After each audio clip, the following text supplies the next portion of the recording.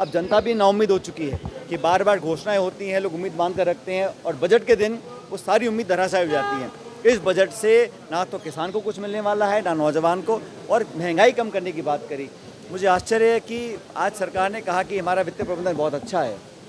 आपका fiscal deficit बढ़ रहा है, आपका लोन बढ़ रहा है और 35-40 हज़ार करोड़ रुपए आपको और लेना पड़ेगा। तो इंजन डबल है, आपकी सरकार केंद्र में है और जहां प्रधानमंत्री बोलते हैं कि मैं प्रधान सेवक हूं देश का, यहाँ बात राजा प्रजा की हो रही है।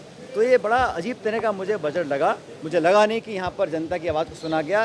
यहाँ तक कि जो सत्ताधारी दल के प्रतिनिधि हैं उनकी भी बहुत सारी मांगे होंगी, उन पर कोई ध्यान दिया नहीं गया। मुझे बहुत ज़्यादा उम्मीद ना पहले नहीं थी, लेकिन आज भाषण सुनने के बाद मुझे लगा कि सरकार ने सिर्फ खाना पूर्ति करी है, लंबा भाषण पढ़ दिया, लेकिन ऑन द ग्राउंड धरातल पर इनमें से कोई स्कीम कारगर साबित नहीं होंगी। और जो लोग आज परेशान हैं, जो किसान, कृषक, नौजवान, हमारी गृहिणी, महिलाएं, मध्यम वर्ग है, उनको कोई राहत सरकार ने दी नहीं है। राहुल गांधी संसद में बोल रहे हैं, उन्होंने कहा बराबर की डील करती अगर कांग्रेस होती तो ये जिस तरीके की राहुल गांधी बिल्कुल सच कह रहे हैं। अमेरिका के साथ हमने परमाणु करार किया था, अपनी शर्तों पर किया था और दुनिया ने हमारा उस टाइम वर्चस्व देखा था। ये जो डील हो रही है ये तो दबाव में हो रही है। कौन सा देश, अमेरिका कैसे हिंदुस्तान को बोल सकता है कि आप रूस का तेल नहीं खरीदेंगे, आप हमसे $5 बिलियन का सामान खरीदेंगे? ये तो हम पे थोपा जा रहा है ना। विदेश नीति को प्रभावित किया है अमेरिका के राष्ट्रपति ने।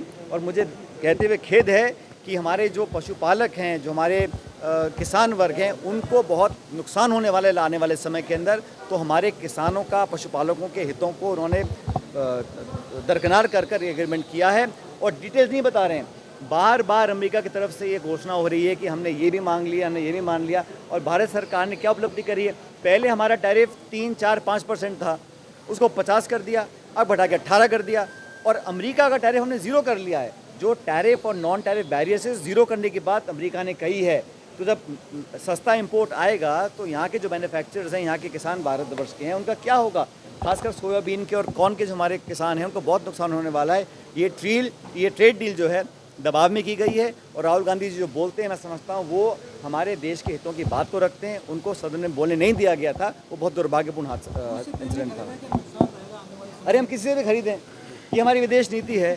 जहाँ हमको लाभ होगा, जहाँ हमको अपने स्ट्रेटेजिक इंटरेस्ट दिखेंगे, हमेशा से भारत करता। पहले भी गैर कांग्रेस सरकारें थीं, देवेगौड़ा जी थे, वाजपेयी जी थे, लेकिन इस सरकार ने जानबूझ के भारत की विदेश नीति, भारत के स्ट्रेटेजिक अफेयर्स, भारत के एनर्जी नीड्स को कॉम्प्रोमाइज़ किया है। और मैं नहीं समझता हूँ कि दुनिया का कोई मुल्क भारत को बोल सकता है कि आप यहाँ से तेल लीजिए, नहीं लीजिए। हम ईरान से लें, सऊदी अरेबिया से लें, रूस से लें, वेनेजुएला से लें, हमें कहा गया है कि आप रूस से नहीं लेंगे और वेनेजुएला से लेंगे, चाहे हमें ज़रूरत हो या ना हो। और ये जो इस तरह की विदेश नीति से कॉम्प्रोमाइज़ किया गया है, ये मैं समझता हूँ उसके बहुत दूरगामी प्रभाव पड़ने वाले हैं।